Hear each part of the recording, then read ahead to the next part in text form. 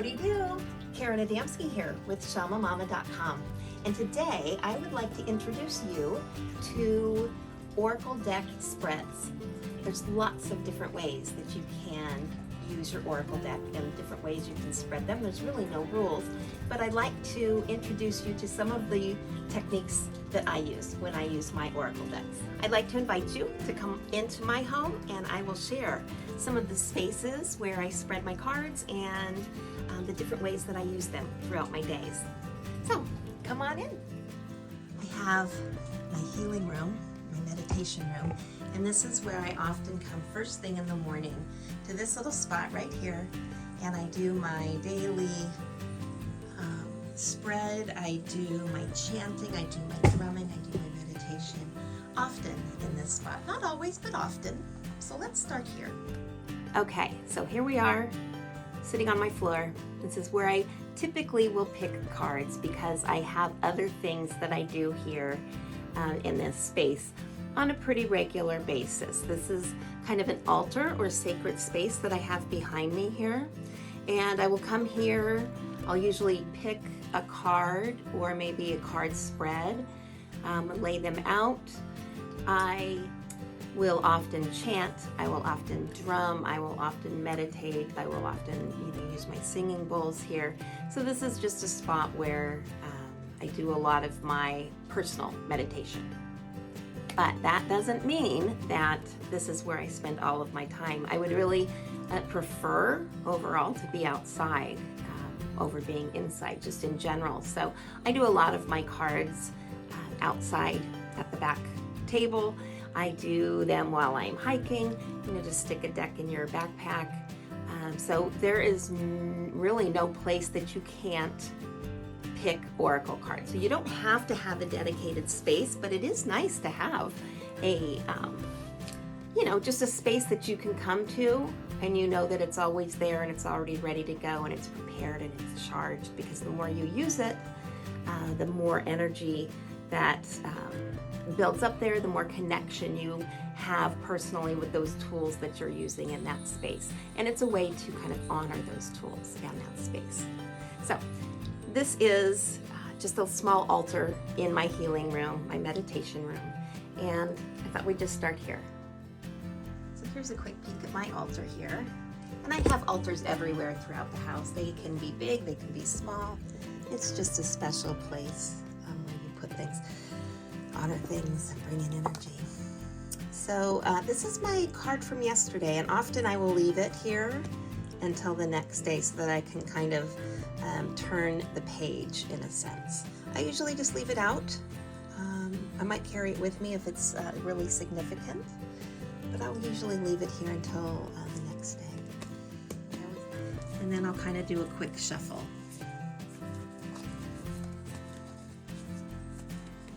You'll notice I have these two decks mixed together. If you've seen my past videos, I know I mentioned that, but I like to merge my decks. It just feels right to me.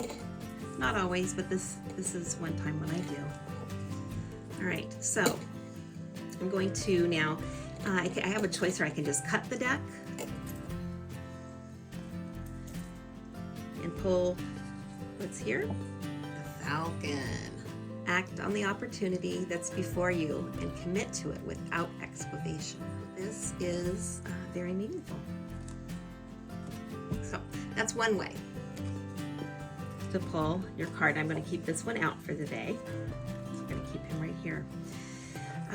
Another way that you can do just a one card spread, pick one card for the day, is to just kind of shuffle. It's hard for me to do the actual shuffle on this one because they're so big. So I just kind of shuffle, and then I could spread them out, see which one speaks to me. I could just keep shuffling until I get to the one like this one feels, I feel it. Ah, music. So I'm going to leave that out. And notice how when I picked this, it was upside down. This could be a hint that music is a little bit out of balance for you. If it's upside down, it could mean that there's something a little bit out of whack. If I had pulled it this way, it could have been, it could be a meaning that, music is definitely imbalanced for me, and there could be a message that goes with that. Myself, this means a lot because I have not taken my ukulele out of my case since I came home from my last road trip. And that's a problem. That is a problem for my balance. So thank you. And I'll usually say thank you, Spirit. But you thank whoever you're thanking. So I'm going to keep both of these cards out today. And then I'm going to put these guys back. Now, a lot of people will take their decks and put them into drawers. I don't usually like to put my cards in drawers. I like them to be out, getting air, and I like to put them on my bookshelf. I kind of line them up on my bookshelf, just like I line up my books, because it's another way of educating myself. It's another way of becoming creative through words and through pictures. And so for me, it just feels right to put them on a bookshelf. But you can put them anywhere that you'd like. There are no rules with oracle cards. All right, we've got our cards. Those were examples of a 1-card pull. So it's easy just to pull a card a day, or 3 times a day, or whatever, on the hour, whatever you want to do. But that was an example of just a 1-card spread. Now, a lot of times when you are using oracle cards, it's important because it's a tool, right? The oracle cards are a tool. So it's important to have a specific goal in mind or a reason. Be clear on your reason, and have an intention, a clear intention in terms of why you're picking that card. So today, I didn't really get into the intention here because I am so used to just coming in, picking a card a day, because my intention for that, this is part of my ritual now, my intention for my card pull, my 1-card pull each day, is just, what do I need to know today? What's my little reminder? What's the best card for me to have showing throughout my day today? So although I didn't mention the intention of those pulls, the intention is there. It's heavily set. It's part of the foundation of why I pull the card every morning. So if this is new to you, sit down and think about your intention before you pull your card, because that's going to, like, which card feels right, which one am I drawn to? You're drawn to that because of your intention, because it's something that might serve you well. That's what this is all about. So starting with intention is really important. Now, you just saw me kind of pick these 2 cards, and I mentioned my ritual, my morning ritual, my routine. That's really a great time for you to bring in cards. So if you're somebody who already meditates, if you're somebody who says a prayer over their coffee in the morning while they're preparing it, if you are somebody who just says a prayer or says hello, new day, before you get out of bed, if you're somebody who says prayers in the shower and sings about the new day and brings in happiness and energy that way, whatever you do for your routine currently, try maybe bringing in oracle cards to that, because it just elevates things. Perhaps you journal every morning. That would be a fabulous time. As you're journaling, pick a card with intention and journal about that card. Perhaps you are on your lunch break and you're sitting in your car and it's been a big day, like a lot coming at you. You can take some deep breaths. You can pull a card with intention and give that some thought before you go back into your workday. If you are a creator, if you use words to create, if you use color to create, if you use movement to create, if you are a creator, which you are because we all are in some way, if you're feeling stuck, pulling a card can be a really great way to get you unstuck. You can use that card as a prompt to just kind of launch you into a creative path that you might have been stuck, on at one point. So you can use it as that creative prompt. You can also use cards as kind of an introduction or an opening of a door for people to get to know one another, whether it's one-on-one, you and one other person picking cards together can be really fun.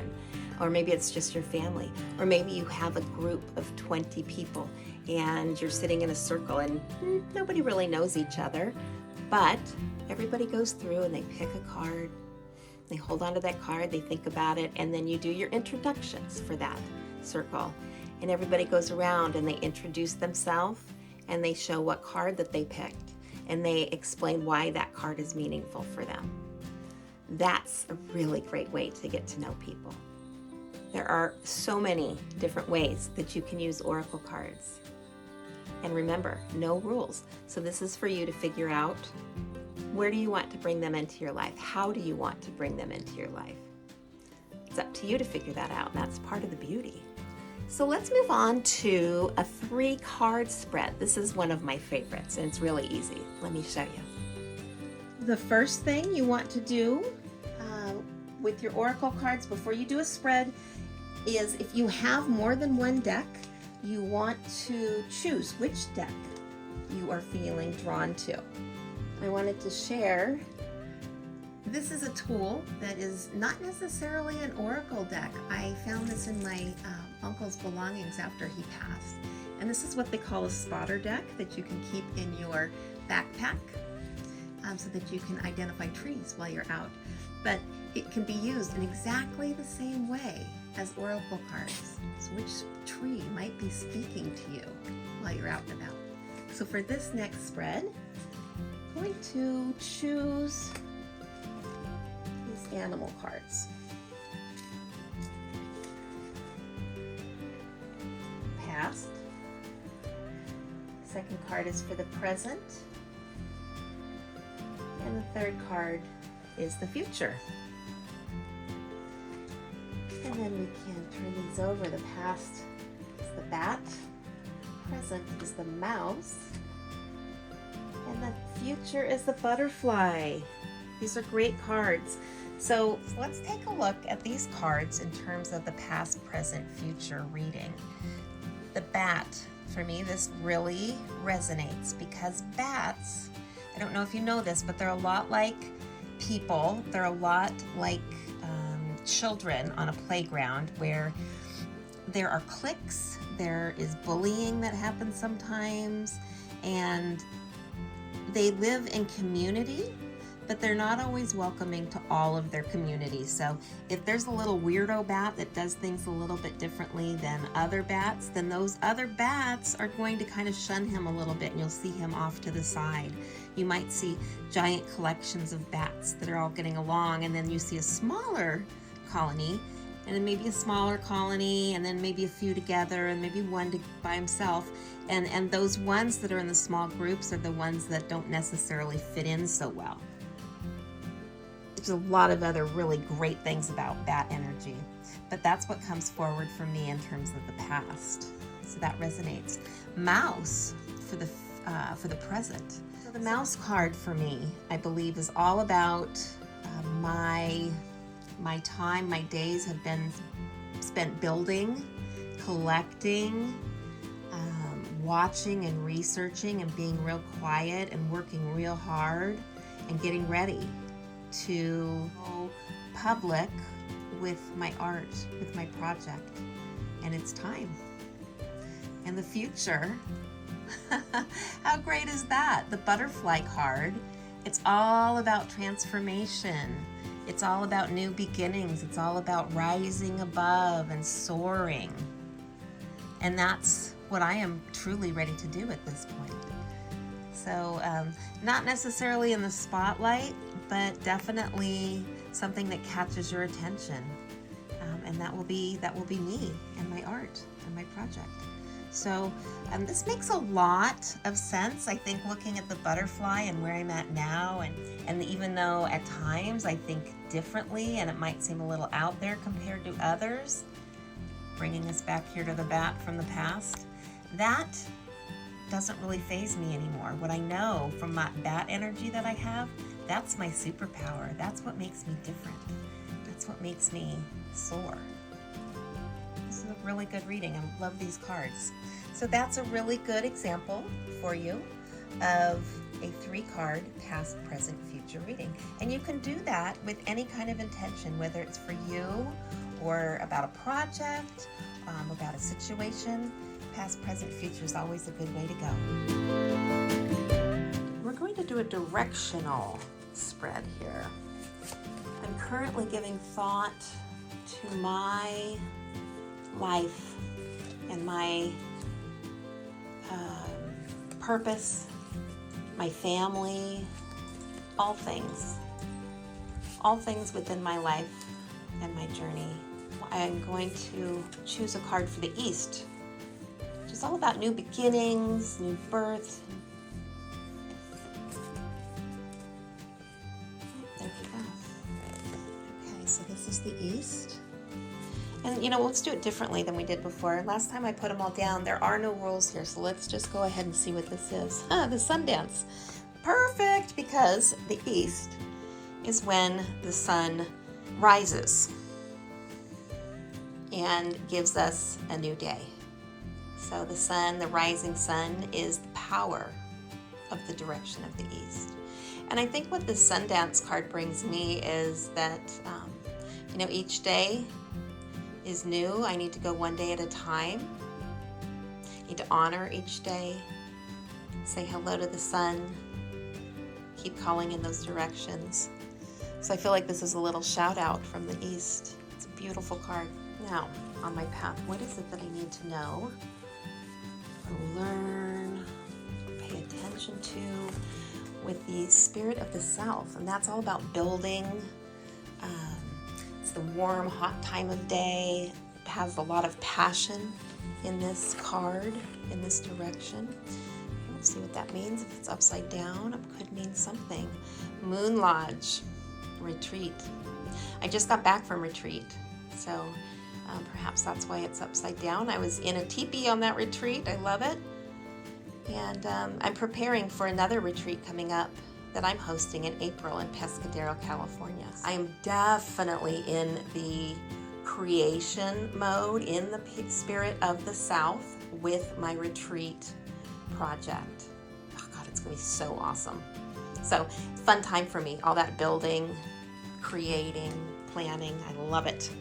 So then we move to the West. The West is all about earned knowledge in our life. We've lived a little bit here, so we're past our new birth and we're past our adolescence. We've learned some things. People start coming to us when we rest in the West for answers. Sometimes we have that knowledge, that earned knowledge that they're looking for. Smoke signals, intent. Okay, and this came through upside down. I need to think on this one because I don't know why it came through. And I'm not even sure what this card means with the smoke signals. It's intent, okay. I don't know. I'll have to sit and think about it. And this is where, a guidebook comes in handy. And most of these decks do come with guidebooks. So if I'm really stumped on the West, because this is where I am now in my life. I am in the West, so it's funny, I thought, okay, well, whatever the West is going to be, I'm going to understand what that means. And here we are. I don't. So maybe that's the message. Don't just assume. And if I can't figure it out, it's fine. I might figure it out tomorrow or the next day, or maybe I'll forget about it and it doesn't mean anything at this point. I don't know. It's all good. Just go with the flow. Here we go for the North. So the North is all about ending of the chapter.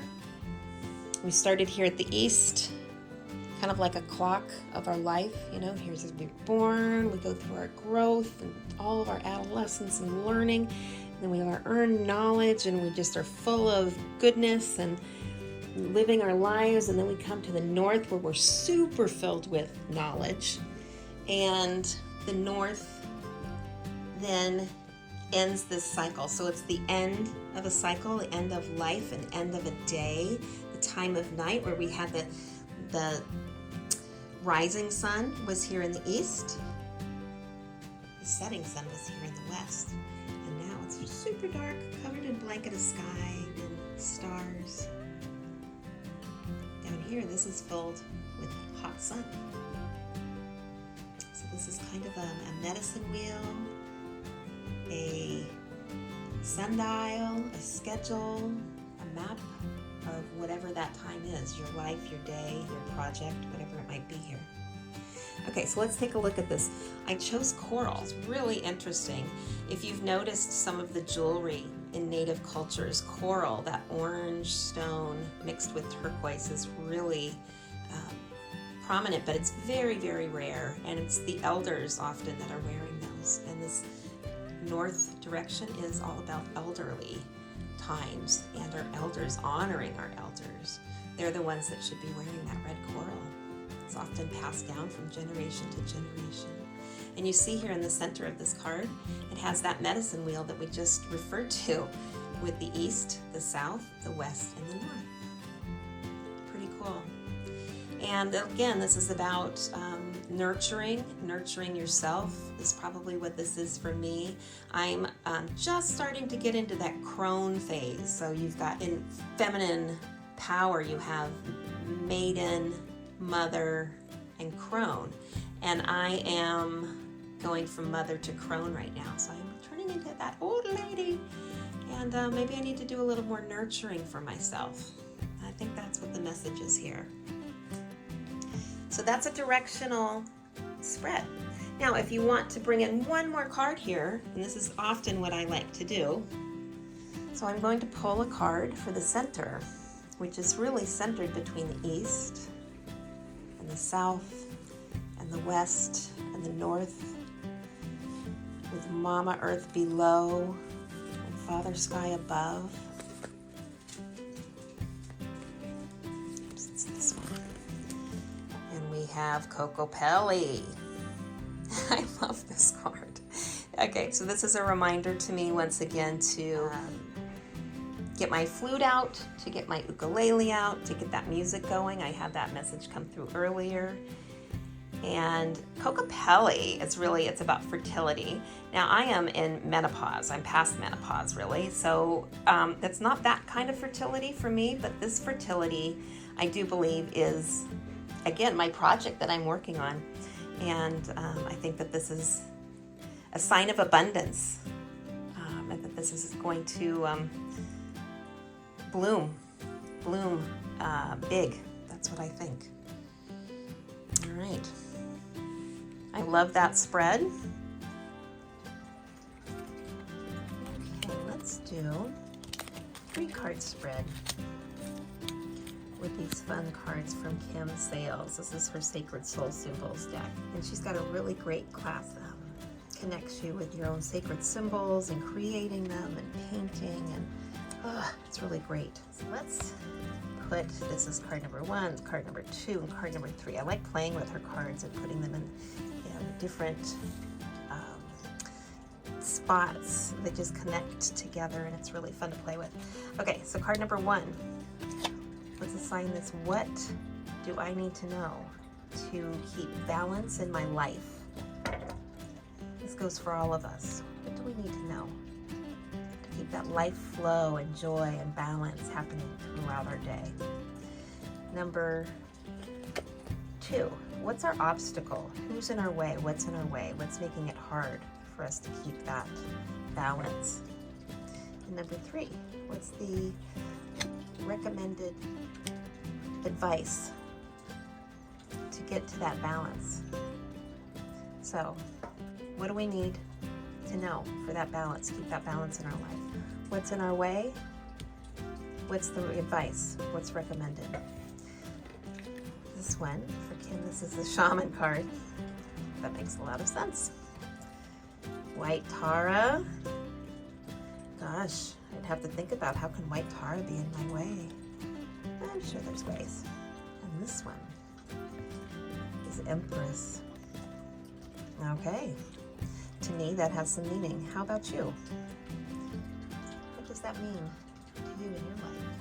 All right, and one more spread that I'd like to share with you. This is called a Celtic Cross. This is a 10-card spread, and it's really very easy. And with this spread, I'm going to be demonstrating on my new oracle deck that I have created myself. This is my Ancient Wisdom oracle deck, inspired by Lake Tahoe, and it's filled with lots and lots and lots of goodness in here. Let's finish up with that 10-card spread. All right, so put your first card down in the center. This is known as the Celtic cross. So you put another card over the top of it, just like a cross.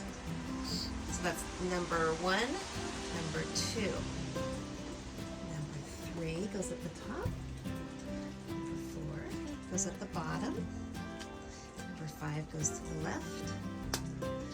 Number 6 goes to the right. Off here to the side we do 7, 8, 9, and 10. So this is how we lay out the Celtic cross spread. Now let's talk about what each card represents and how we read that spread. All right, I'm going to go through and just tell you what the numbers of these cards are, and what they represent. So remember, now card number 1, first one that we put down, represents the situation. Card number 2 that was blocking that, card number 2 represents what's your challenge, what's in your way, what is that block. Card number 3 is your belief system. What is it that you believe in? What is your belief system? How does that guide you? Number 4, your root or your past that has created this situation. So this is the more deeply rooted that has created the situation. Number 5 is all about your recent past, meaning within days, weeks, hours. And number 6 is about your upcoming very near future. Same thing, days, weeks, hours, so past and future. Number 7 is how you yourself fit in, or who you are in the situation. Where do you stand? Number 8 is other people and other outside influences and how they influence the situation. Number 9 is advice. It's an advisory card, advice on what action to take. And it kind of goes along with number 10 here. These go hand in hand. Number 10 is the likely outcome of the situation. So that's an example of a 10-card spread. And if you're wondering, okay, that's great, that looks so pretty, but what do I do? How do I know what's what? Again, follow your intuition on what you see, the words, the pictures, the colors, and then if you need help from there, if your deck has a guidebook, you can go to that and get information and guidance. Thanks for your time. I appreciate your interest. I appreciate your desire to learn. And if I can support you in any way, let me know. If you've got any questions, just write them in the comments below and I'll get back to you as soon as I can. And remember, there are no rules here. There's no wrong. This is all about you doing you.